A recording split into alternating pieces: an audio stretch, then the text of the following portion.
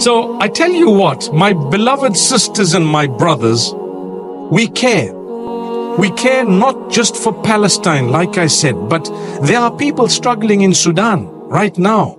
Unbelievable what's happening there. Warfare, avoidable. But unfortunately, it's happened.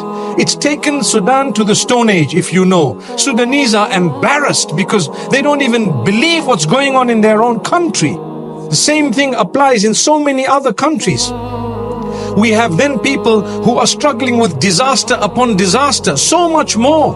There are people who are struggling in Indonesia, people struggling in Afghanistan and in Pakistan, in parts of different countries, in Morocco. Still the people who are affected by the earthquakes and the floods in Libya. Some places we have no access to.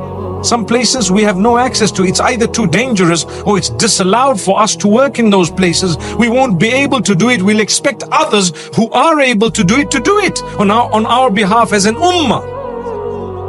But to be honest with you, wherever we can, we reach out to them. Wouldn't you like to reach out to those who live with you?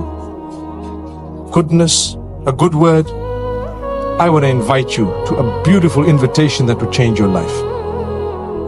This is an invitation to tell you, my sisters, my brothers, promise that you're going to say at least 10 good sentences to those whom you live with every day. Promise that you're going to say 10 good sentences. Wow, mashallah, you're looking so good today. Who did you say it to? Your own spouse. They'll probably say, you've never said that to me in 20 years. What happened today? They're waiting to heal. Those are statements that will help them heal. It will bring your family together.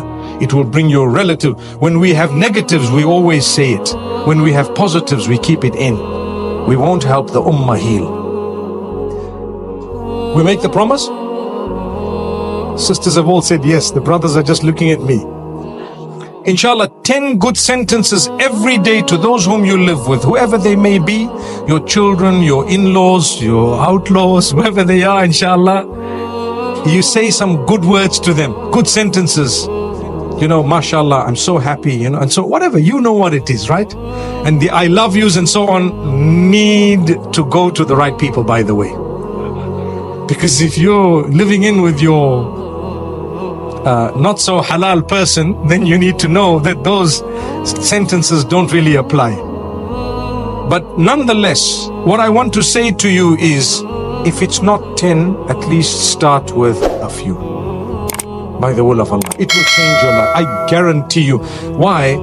In some of the therapy sessions that I have, I've always suggested this type of thing. And I try to follow up later and say, did you do this? And when they ultimately say, well, now I started it, since you asked me 3-4 times. Initially, they don't like to start it. Every single one of them says it has had a positive impact. Some say unimaginable, unbelievable, and some admit that at least it's positive.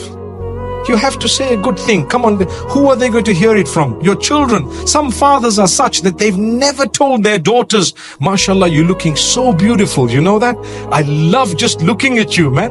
They've never said it to their daughters. And when I told one elderly man, you've got to say it, he says, no, not my generation. I said, but Allah's kept you alive in this generation, so you got to do it for them. Because uncle, if they don't hear you saying it, you know what? The similar uncle next door is saying it every day. May Allah forgive us. So inshallah, we help the ummah heal by starting with our family.